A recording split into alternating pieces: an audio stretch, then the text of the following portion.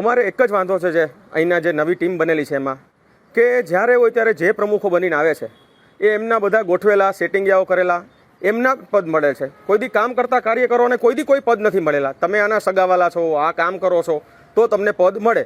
મારું તો પાર્ટીને એવું જ કહેવું છે કે આ બધું ન ચાલો, પાર્ટીનું આમાં અહિત થાય છે.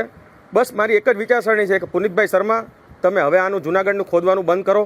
જૂનાગઢને જેસીબીએ નથી ખોદ્યું, જૂનાગઢને પુનિતભાઈ શર્માએ ખોદી નાખ્યું છે. વર્ષોથી જાણે છે, 21થી જ્યારથી પ્રમુખ બન્યા છે ત્યારથી જૂનાગઢમાં બહુ જ કરપ્શન કરેલું છે, હદબાર વગરનું કરપ્શન કરેલું ચૂકેલ છે. મારું તો ભારતીય જનતા પાર્ટીને એટલું જ કહેવું છે કે આપણી ઉપર નરેન્દ્ર મોદી સાહેબની આવી સારી સરકાર છે કે ઉપર સુધી એમનું નામ કાંઈ ઘટતું હોય કે આખા દુનિયામાં આપણે એનું નામ ફેલાવેલું છે. પણ હવે અહીંયા શું, પાયાના કાર્યકર્તાઓને બહુ આક્રોશ છે, હદબાર વગરનો આક્રોશ છે. તમે જુઓ, યુવા મોરચાના મારા જેવા ઘણા કાર્યકર્તા એવા છે પણ કોઈ બોલી શકતા નથી, બીવે છે કે ખોટા કેસ કરી દેશે. કોઈ વાંધો નહીં, ખોટા કેસ કરી દે. જૂનાગઢની ભારતીય જનતા પાર્ટીની જે કાંઈ વિખવાદ ઊભો થયો છે એ માટે આજે મારે પણ વિડીયો બનાવવો પડ્યો કે જેમને ભાજપના ભ નથી આવડતા એવા લોકોને હોદ્દા આપી દીધા છે, કોર્પોરેટરની ટિકિટો પણ આપી દીધી છે. આ અત્યાર સુધી તો સહન કર્યું, પરંતુ કાયમી માટે જો ભારતીય જનતા પાર્ટીનું આવડું બધું મોટું વર્ચસ્વ હોય અને આવા જ વિખવાદ કાયમી માટે ઊભા રહેતા હોય તો આવનારા દિવસોમાં ઘણી બધી ચૂંટણીઓ આવશે, ઘણા બધા જૂનાગઢ શહેરના પણ પ્રોગ્રામો આવશે, ત્યારે પણ જોવાનું રહે. કારણ કે એક નાનામાં નાના કાર્યકર્તા તરીકે કહું છું, કોઈ હોદ્દાની વાત નથી કરતો. હોદ્દા જેમને મળ્યા છે એને ખૂબ ખૂબ અભિનંદન, પરંતુ જેને મળ્યા છે એ લાગવગ સિવાયના કોઈને હોદ્દા નથી મળ્યા.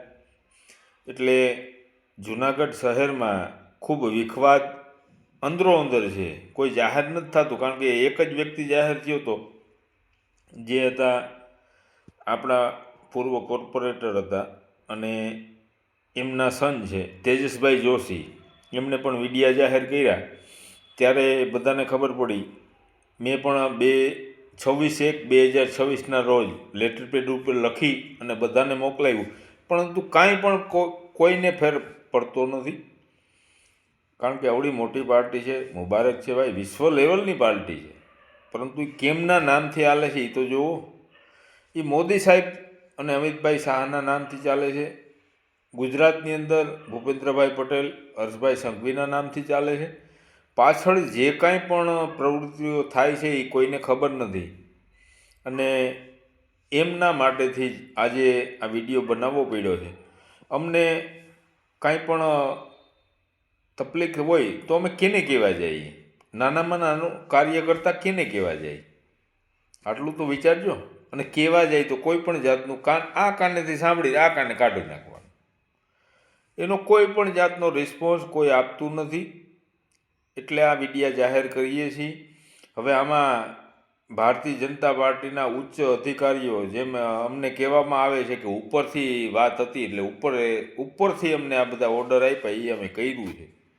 તો હવે અમે પણ ઉપરવાળાને જ કહીએ છીએ કે આપણે જેને પણ ઓર્ડર આપ્યા હતા તો આમાં કાંઈક સમજૂતી કરજો. અમારે કોઈ પણ જાતના હોદ્દા નથી જોતા, પરંતુ નાનામાં નાના કાર્યકર્તાને કાંકરાની જેમ કાઢી નાખવામાં આવે છે એવી રીતે કાઢી નાખવામાં આવ્યા છે. અને લાગવગિયા અને પૈસાદાર, અને ખાસ કરીને કે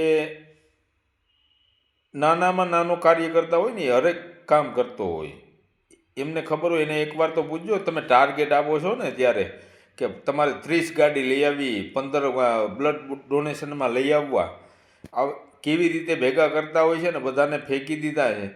તો હવે આપ ઉપરવાળાનું કહે છે તો હવે અમે ઉપર જ વિડીયા આપીએ છીએ.